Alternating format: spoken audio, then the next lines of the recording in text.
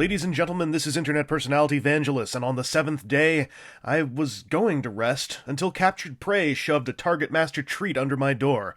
This is BrOOMstick, the randomly capitalized sweeper of the Mastershooter Collectibles' second wave of releases. He's got a small wall of backstory text that the fast-fingered among you will be able to freeze and digest, if you so desire. Remember Fracus, the G1 Target Master partner? Yeah, me neither. Don't worry, I assure you that this guy resembles him to a great degree. Aside from the flat gray top, flat black bottom, and flat red face, BrOOMstick also replicates most of Fracus's sparse surface detail. He also has all kinds of junk on his back, between C-clips and a low-hanging gun barrel, but that's something I take as granted with a teeny Target Master. His main liberties are on his chest, where Fracus's pectoral vents have sagged big time and spread all over his torso. It kinda looks like the front of a church. See the door? The windows?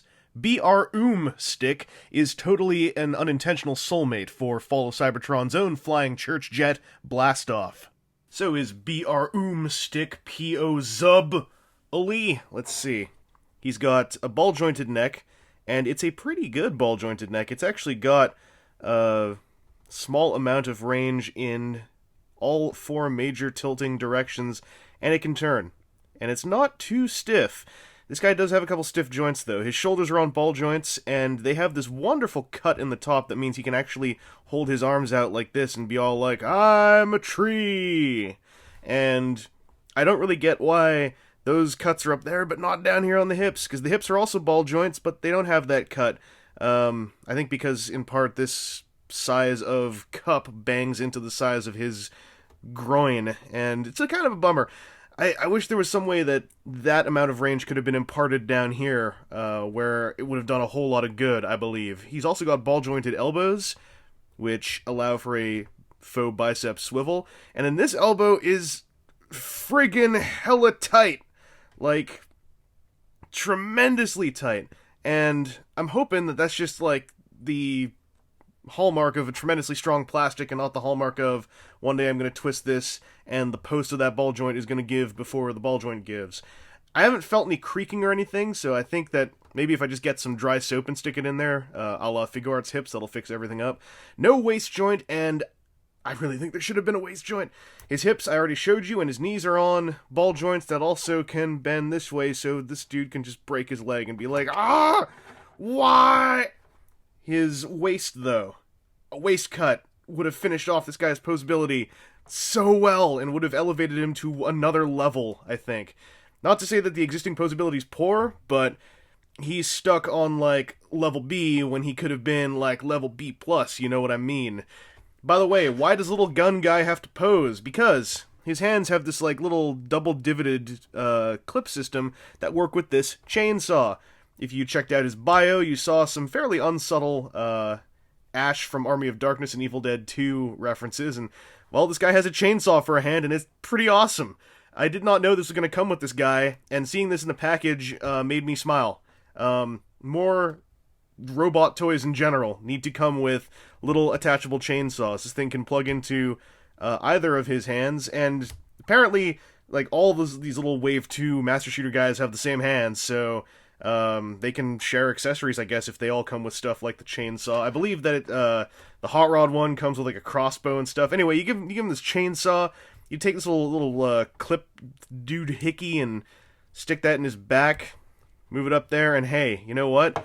He looks like he's kind of armored up and ready for some fighting. I kind of like that this guy can stand on his own like this. Also, this clip, I don't know if you can tell, but it's got a little bit of white stressing in the middle of the C-clip.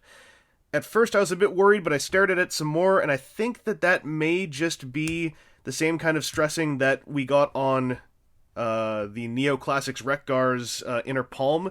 So that might just be a case of the plastic bending and we can see it. And this guy feels like he's made of a robust enough material. Alright, let's transform him. Oh, hey, music.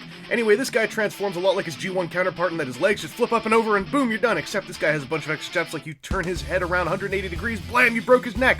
There's also a couple of extra locking points, and I think that's really important on a thing like this. Mainly, there are these two dash-style cuts on his hips, and there are a couple of little tabs on his wrists. Once you can get these things swiveled in place to match up and click in, then, hey, his legs are in the right angle and the barrels are all pointing forwards. Then there's a little thing here that locks together snugly, and you fold this over, boom, you're done. This is really important because a little dude like this who's made out of ball joints, you kind of want to have other things to rely on outside of the ball joints for his stability in alt mode, or, hey, I'd do this, and he would be a little guy who's all mangled, but instead he's a gun. And I don't know why I'd squeeze a gun, but hey, guns. This is totally Fracas's gun mode, perhaps a bit stubbier, but more color-coordinated in its triple black-barreled goodness. Mastershooter is once again going for a hybrid peg that's meant to work for 2 common fist-hole sizes, but I'm mostly interested in knowing how this guy works with his intended handler, Scourge. He can be held. It's a bit of a tight connection due to Scourge's wrist cuffs, and I really am not sure why the handle peg has been designed as short as it is. Some extra length would have really helped. There's also a 3mm compatible clip sticking out of the bottom, and just in case you don't have a rod to grip between its curves, there's an extra piece that can fit onto a peg or port to add a clip point. And while it's a helpful addition, the additional part really needed a longer peg, as it would have been a perfect way to BS an extendable grip feature for robots with more junk around their fist holes.